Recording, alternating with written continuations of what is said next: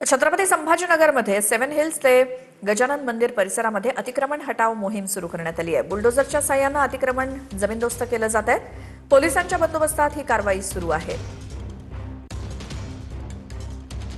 वतीने अतिक्रमणावर आज हातोडा मारण्यात येतोय। आपण बघितलं तर सेव्हन हिल ते गजानन महाराज मंदिर परिसरात जे अतिक्रमण रस्त्याला अडथळा करत होते ही सगळी अतिक्रमण तोडली जात आहेत।